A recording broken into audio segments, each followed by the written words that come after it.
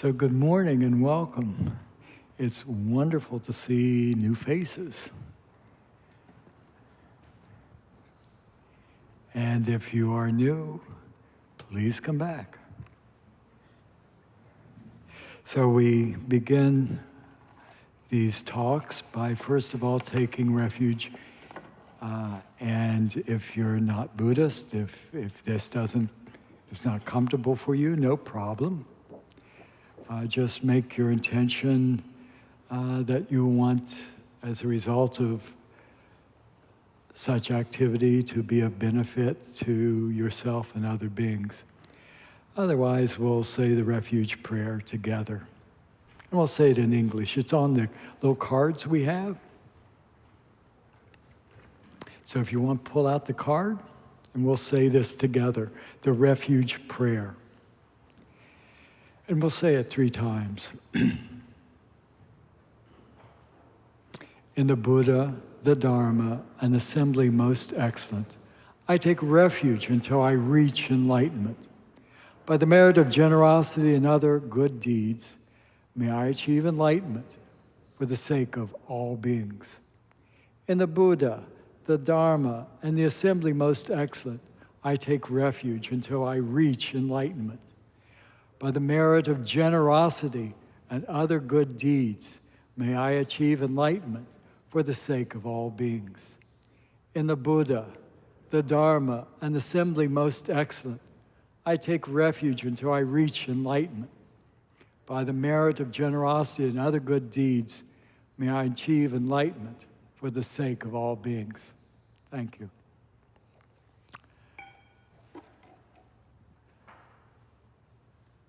It's been a wonderful weekend. Yesterday, I had the privilege of assisting 12 new refugees in taking refuge in the Buddha, the Dharma, and the Sangha.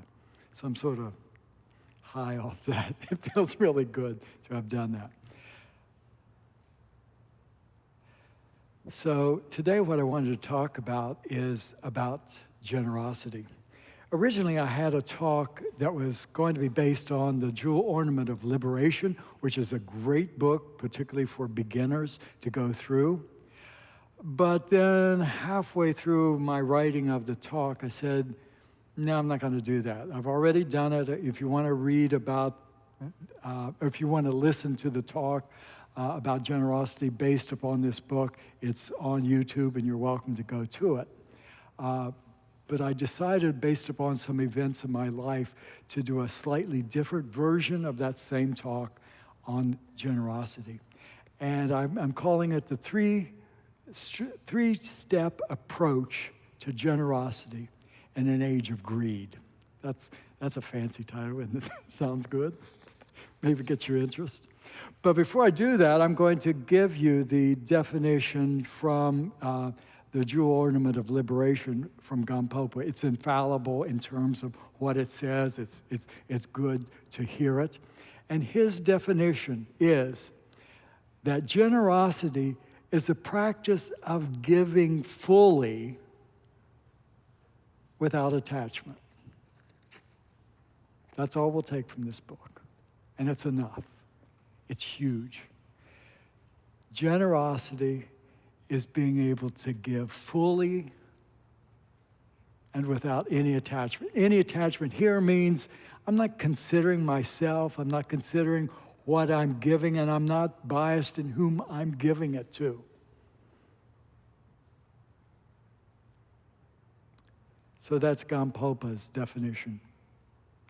Another definition of generosity is that it is a quality of the heart when it is awakened.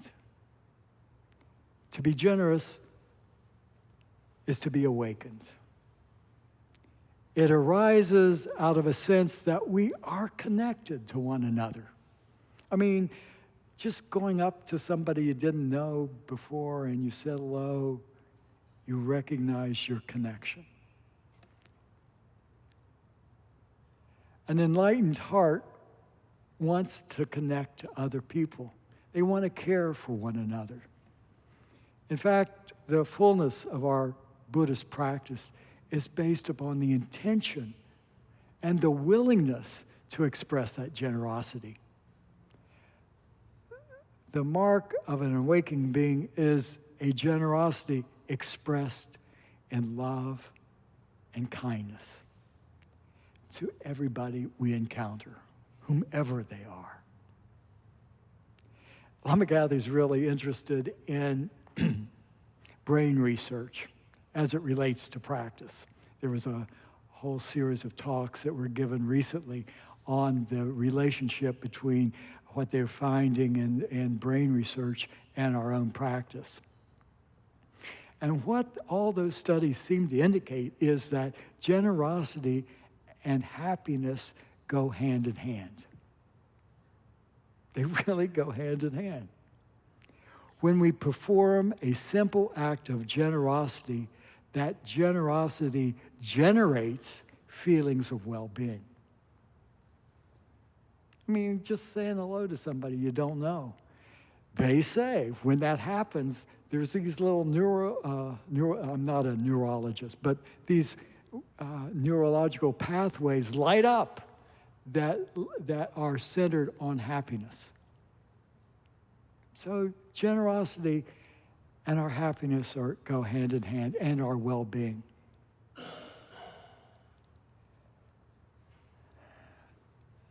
I read where it said I think it was Harvard Medical Review. I'm not sure where I got this, but they say that even in small amounts, whether it's small amounts or large amounts of generosity, they are associated in the medial prefrontal cortex. Obviously, I'm not a neurologist, but that's the part that lights up. That's the more recent evolutionary part of our mind, lights up when we're generous. And there's the other part of our brain, which is an older part of the brain, which is called the limbic survival brain. I'm told that the prefrontal cortex is designed for more social, pro-social behavior. At the same time, we have to recognize that we do have this primitive part of our brain. And that primitive part of our brain alerts us to danger. You know, if a lion crosses our path, certain neurological pathways are lit up, and those tell us to get the heck out of the way. So we honor that part of our brain, but the more evolutionary, the more pro-social part of our brain is wired for generosity, for pro-social behavior. What I think all of this winds up telling us is that we have the capacity to evolve as social creatures. We already have the equipment. We just sometimes have to use it. So we do, just from the physical aspect of our brain, we have this potential to waken up our hearts to generosity and to happiness. Tara Branch said recently, "We are born with the equipment for kindness." For sure, it may be difficult to cultivate it because we do have these habits. And some of us are under the veil of traumas, and that it's more difficult for some folks to experience that, to be able to be generous. But nonetheless, we all have this potential, and we should all want to be curious about it, explore it, and cultivate it. Tara says, quote, "We have the potential to express a fearless love that does not hold back."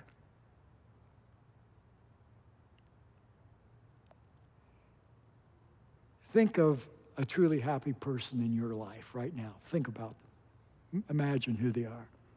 And are they not also generous?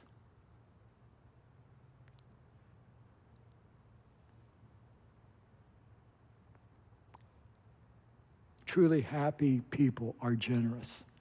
And this generosity requires empathy. There is a poet by the name of Wendell Berry, I think he's an Appalachian poet, and he said, quote, "Generosity begins when we imagine lives that are not our own."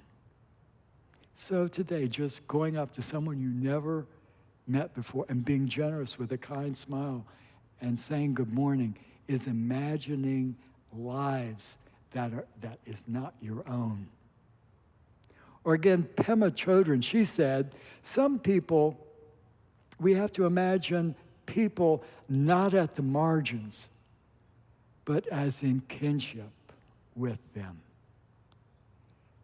So we tend to marginalize folks for whatever reason.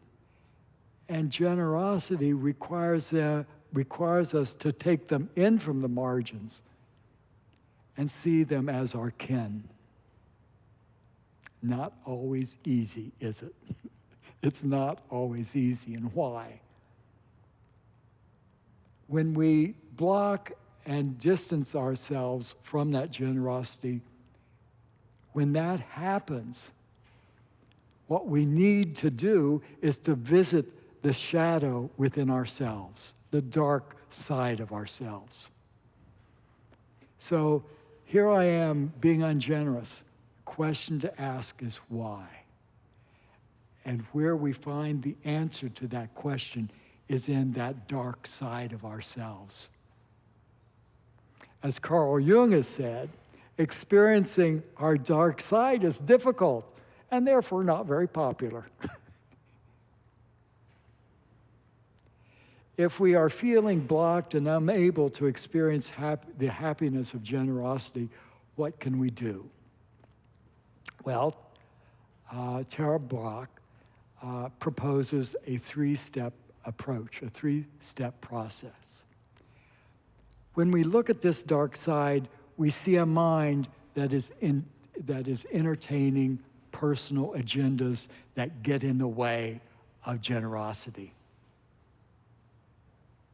So we're holding these agendas in this dark side of our personality. And perhaps the deepest agenda we have is we want to make people different. We want to make people to be what we want them to be. We can't be generous because they're not what I want them to be.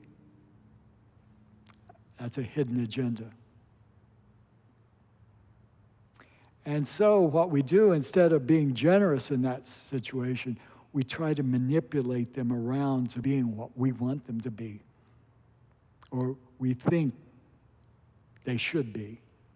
And not only that, we want them to be there right now.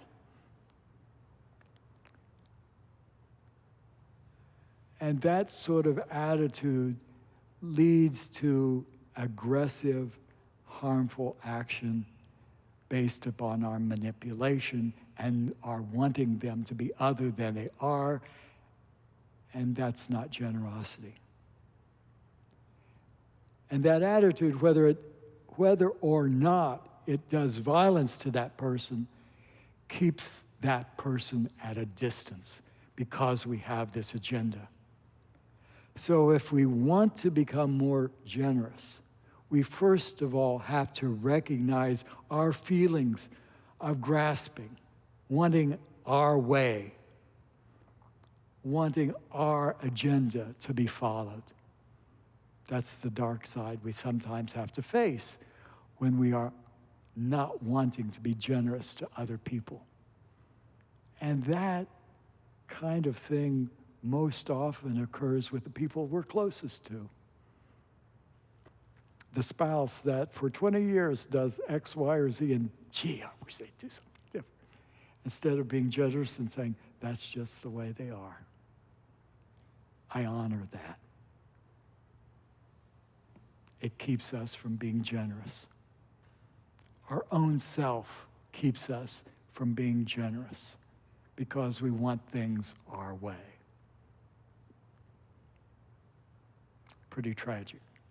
The second step is recognizing our fears. What are we fearing being generous? What's our fear? What might we imagine happen if we were imagine ourselves to be generous?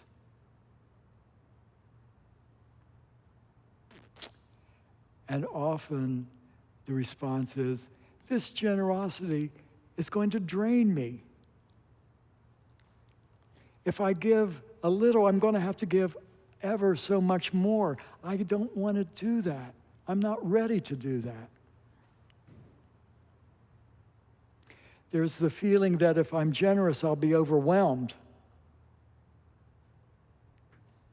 We fear that we will become empty. I only have so much to give, and if I give more, I will have nothing left. But I think this fear is unnecessary, because I think there's a part of us that's intelligent, that recognizes our own limitations. And so if we are in tune to that part of our intelligent mind that says, I can only at this point give so much, but I will not fear giving what I have.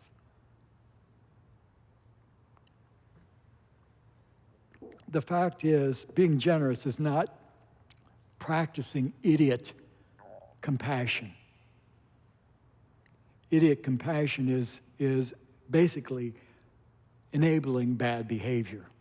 We're not going to do that, because there is an intelligent part of our brain that tells us, I want to develop more, but at this point I only have this much, and I will not be afraid to give what little I have. So the second step in this process of generating generosity is to recognize our fears if we were generous.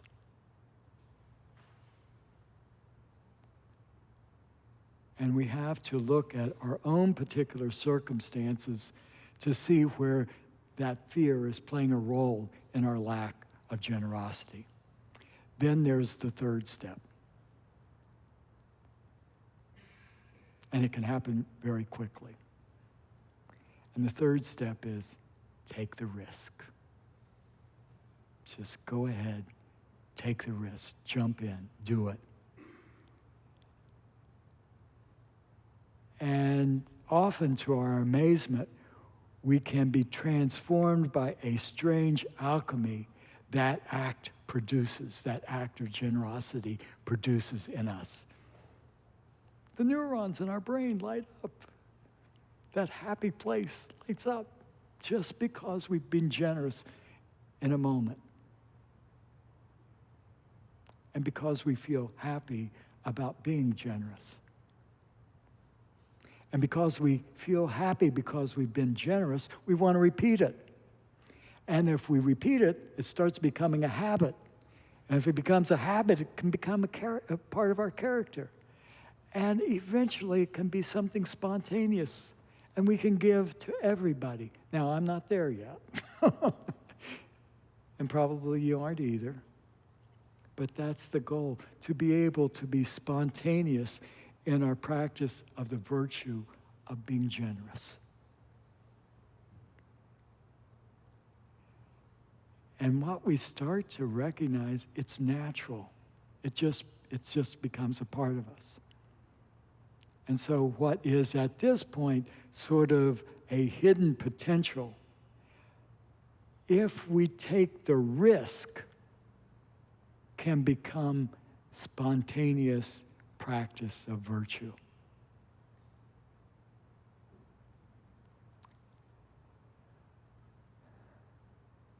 So my advice to you is every day practice intentionally 1 or 2 acts of generosity. Intend to do that. I have a practice that's sort of crazy, but I have a practice. My wife, who can't drive now, she has this Coke addiction. So every day I have to go to Wendy's. And there's usually just 2 or 3 people that are at the checkout place. And I intend, every time I see them, I'm going to look in their eyes, and I'm going to say, good morning, I hope you have a good day. Now, everybody probably says that, but I'm intending that. I mean that.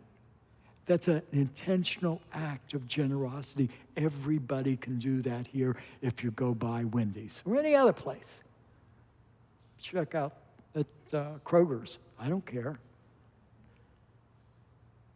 So my instruction to you is intentionally act 2 or 3 times a day being generous.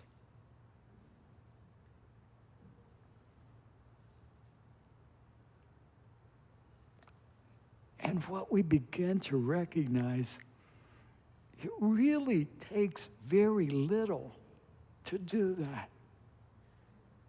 If we intend, it takes very little to do that.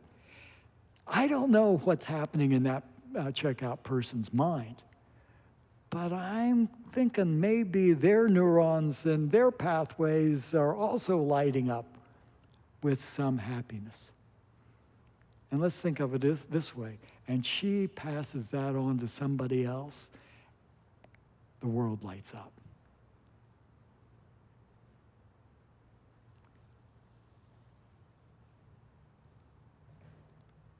So it takes very little to do that. And we can start to feel that goodness that is within ourselves and in other people. I've got 2 very brief stories. By the way, this is going to be a short talk today. I see that, thank God. I'm going to have 2 stories. The first story is from the book James Agee.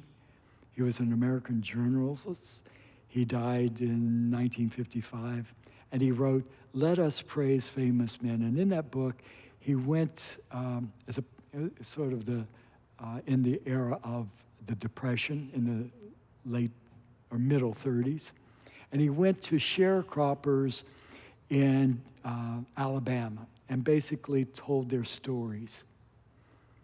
And so one day, James was going along talking to these various sharecroppers, and he wound up at the porch of this elderly sharecropper, this woman. Her house was just a shack, and he looked in, and they were dirt floors, abject poverty. She was rocking in a rocking chair, and James Agee, as a part of his interview, he was doing interviews, and that's part of the book, he asked her, "Woman, what would you do if you had a lot of money? If someone gave you a lot of money?" And you know what her response was? "I'd give it to the poor." Generosity doesn't require money. It requires a mind that's generous. You know, some of the greatest philanthropic efforts are not necessarily generated from a generous heart. But this little old lady who had nothing to her name to speak of said if she were given a lot, she would give it away. That's a generous heart.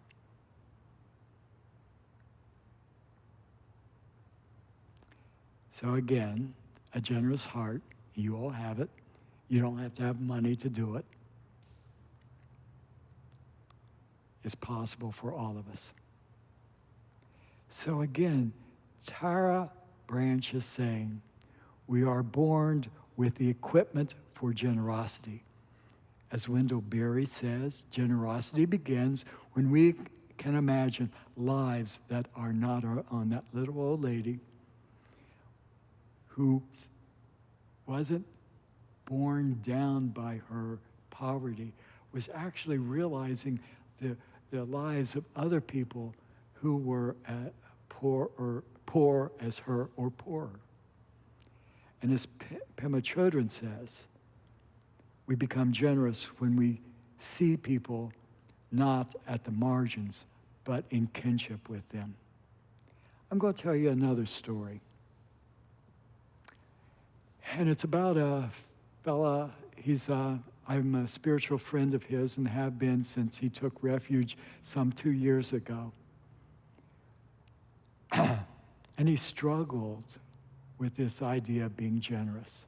See, about a year ago, his sister-in-law, who is very much into addiction, dropped off her 2 children, and he had to assume custody of them. He was at that point in his life where he was going to be an empty nester and had all kinds of plans of world travel. And here he was with 2 kids. He and I, over the past year, have struggled with that and looked at different practices to help him.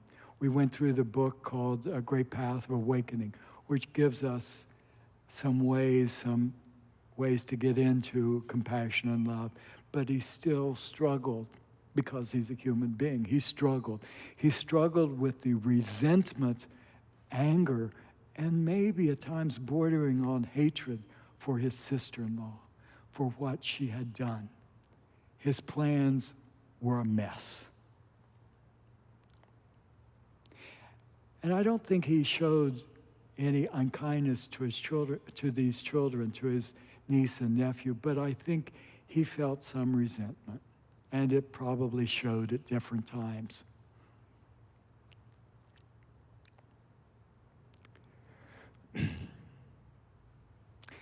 But a few weeks ago, this little boy who was 10 years old was out he had a weed eater, and he was going around and he was banging, he was making a mess of the yard, tearing up stuff, and my friend was looking and was really angry. So all of the anger that he had for the situation he was in arose right there and then.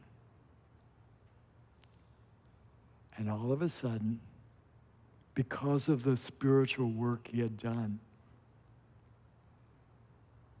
he had empathy for this kid, recognizing this child was traumatized. He's never had anybody to really teach him how to do things right. And he was overwhelmed in feeling kindness and love to this boy that he had otherwise shown some resentment. And he told me about that. And he felt a small victory. You know, I overcame my resentment in this moment, and I was going to go out and scold him. And instead, I think what he did was went up to him, put his arm around and said, "Son, this is how you do this." And I'm not sure even after that he did it right, but he didn't harm the child. In fact, not only did he not harm him, but I bet in that little boy's brain, some neurons lit up of kindness. So I asked him, I said, okay, so he still had resentment to the sister-in-law, a great deal. So I said, what's the obstacle to your being generous? Well, he said, look what she's done already. If I were to be kind or generous to her, what more burden is she going to place on me? I'm overwhelmed already. I don't want to take on more. And I said what I said today. There is an intelligent part of your mind that knows how much more you can take. You can't take any more. That's true. But that doesn't mean you can't be generous. And I said, what do you fear? And he said, I fear I will be overwhelmed. I said, good, I'm glad you recognize all that. Now I want you to take a risk. This woman is coming next week, and I want you to be generous to her. So we made a plan. She was coming basically for her daughter's birthday, her 15th birthday. And so we made a plan, and the plan was when he was going to leave the house when she came, because he just couldn't take it anymore. And I said, stay. Take a risk, stay. Stay only the amount of time you can. He said, well, I can only stay to greet her. And I said, good. Stay to greet her. Say, good morning, I'm glad you're here, and smile.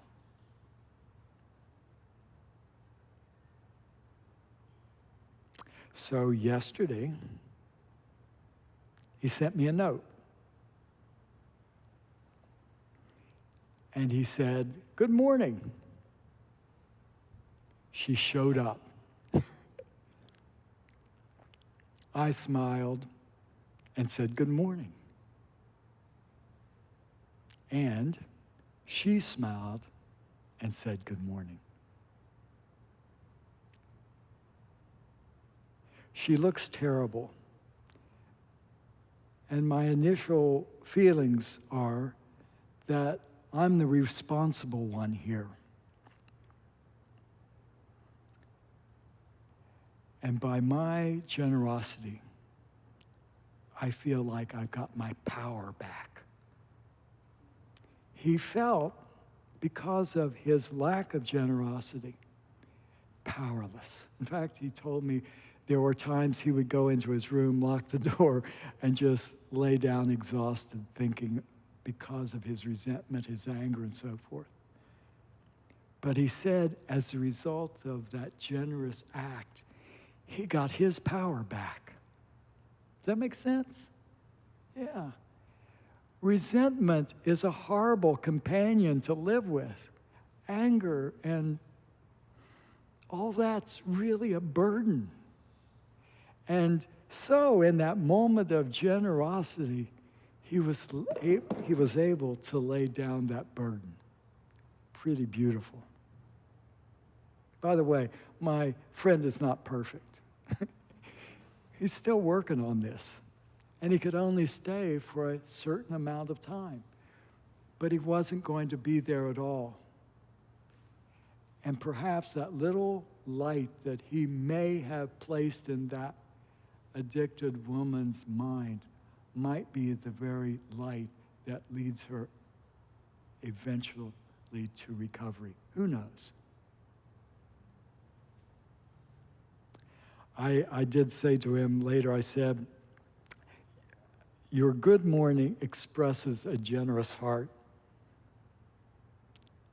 That has to feel good. And he wrote back, felt good on my side to make that connection. And I wrote back, and then I replied to him, and I said, probably her also. And his reply is, I haven't given that much thought yet. So he's working on it. But he's being honest. He's telling me the truth. And so we can work on that. He didn't say, yeah, I'm sure that's good. He doesn't know that yet. And we don't know that. But it probably did feel good. If we know anything about brain science, it probably did feel good to her. And then I replied, keeping at him, I said, maybe that's something to consider. And I said, take care and have an enjoyable Sunday. That was last night. So those are my two stories.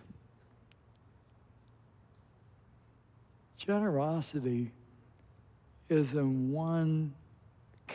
feel like an enormous gap to bridge from our resentment and from our anger to saying something nice. It may seem like an enormous gap, but we have the equipment. And sometimes all we need to take is that little risk. jumping over that gap that may have been created and sustained for years and years. There's something that seems almost miraculous about that.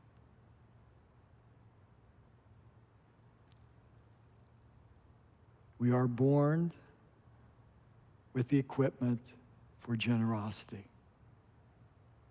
Tara tells us that. Wendell Berry tells us generosity begins when we imagine lives that are not our own. Pema Chodron says we need to see people not at the margins, but in kinship with them.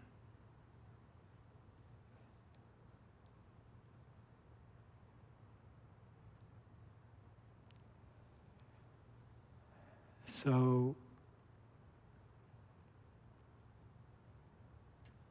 what I wish for you and wish for me is we develop the practice of being generous to one another. Good grief, if we look outside beyond the confines of this room, there is so much greed, so much anger, so much resentment. And you look at people and see how they fight. And if we have any sense of love for those people, we sometimes feel like we are armless parents seeing our children drowned in a flood. We can't help them. But we can express our generosity, our kindness, and our love to them, hoping that helps some. And that's all we can do. It would be arrogant of us sometimes to think we could do more than that. And it's okay to extend ourselves to risk in little small ways. There was a phrase, I used to be Catholic, and there was a group of Catholic priests who were called Christophers, Christ bearers. And their slogan was, it's better to light one candle than to curse the darkness. To put it in the context of this talk, it's better to act in a way that's generous, in a small way, than to curse the vast greed that exists in the world. And if we do that, our brains are going to light up. That happy place can be reached. And that's going to maybe light up somebody else's happy place, as they say. And maybe if we do that, more and more people can reach a point of happiness. We don't know. And we can't expect the world to change. That's not our goal. Our goal in Buddhism right now is to develop our own happiness, to develop our own, so that we can be effective in helping others. So we have to work on ourselves and our own mind, our own greed. Not curse the greed that exists out there, but to develop it in ourselves first.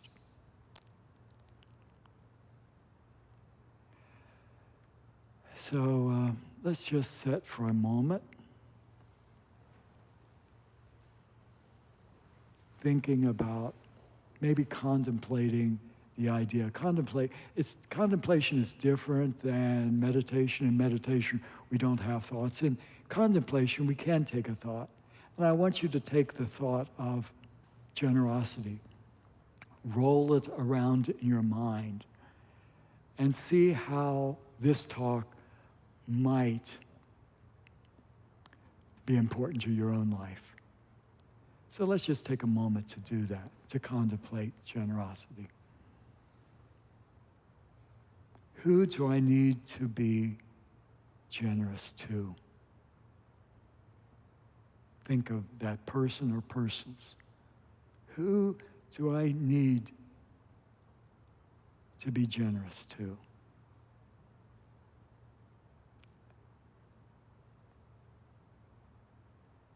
What's the obstacle?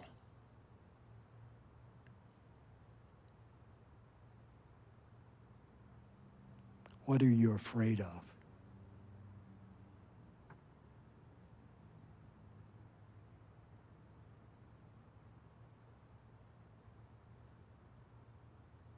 Can I take a risk? Doesn't have to be a big step, but nonetheless, it's risk as far as I'm concerned. Am I willing to take a risk?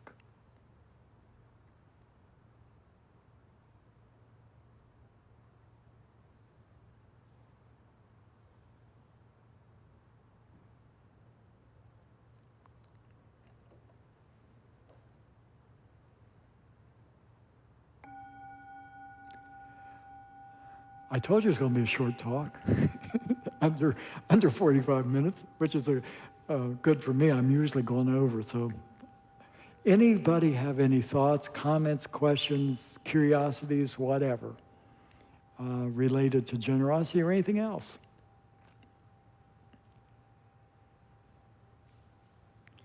Good morning, Tim. Morning, Lama Tom. Actually, I guess it's probably afternoon by now. Yeah, that's right. Good afternoon. Yeah. I just wanted to share that there have been opportunities in my life to be generous, and sometimes I have chosen to not be generous. And those join the crowd.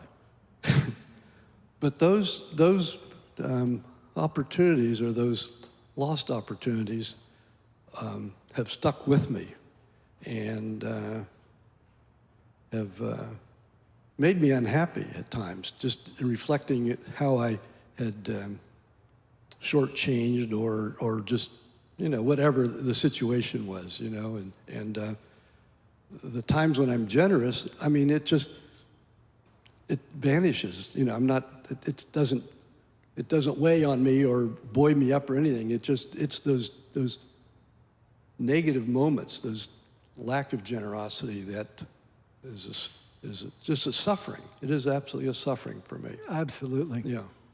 Absolutely. Yeah. As my friend explained, his lack of generosity to his addicted sister-in-law caused him enormous suffering.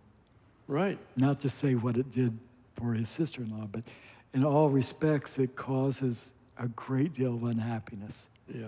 Yeah. The only thing I say about that, we have to give ourselves a break. I'm serious. We can't. There's little place in Buddhist practice for shame. Okay, so you made a mistake. So you weren't what you wanted to be. You didn't live up to the ideals of generosity. That's not the point. The point is that I'm going to try now. I'm going to make mistakes. I'm going to screw up. I'm going to be, in my effort to be generous, I may be unskillful. They may not see it as being generous. I may look foolish. But you let that fear go, and you just jump in and make the risk. But don't worry about, you join the human race when you say you made a mistake and holding back. It's part of it. It's like part of our primitive brain. That's what's operating there. It's our primitive brain. So it's okay. Thank you.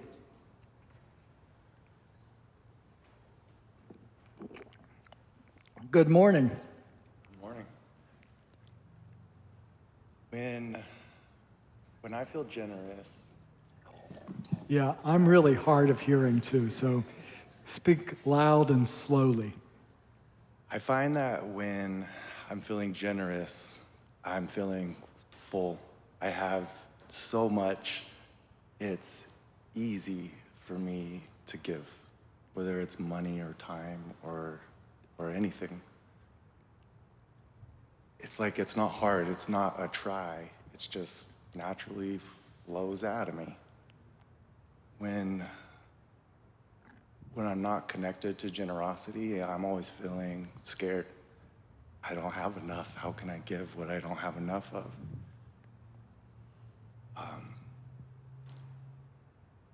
So I can see in myself that whether I'm generous or not, it's an indication of what I'm choosing to see in my life.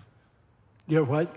It's an indication of whether I'm looking at everything for what it is, abundance, or whether I am seeing lack. Mm-hmm. So enlightenment, when I am feeling light, when I can see what's really there, it flows out of me.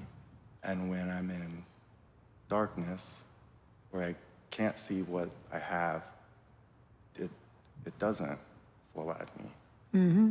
So it seems like there's a challenge there Yes. to view my generosity level as a symptom or an indicator of how clearly I'm seeing the world around me. Yeah. And when I take a deep breath, I feel abundance. Like Yeah. there's so much air. I really have all of the things that I need. Yeah. You have the equipment. Yeah. Yeah. I have life. And the other thing that we talk about in Buddhism is Buddha nature, that all of us have this abundance within us, that it's there and it's waiting to be expressed. And what, as you say, what keeps us from that sometimes is our own fear, thinking we lack that abundance. So thank you. Thank you very much. Thank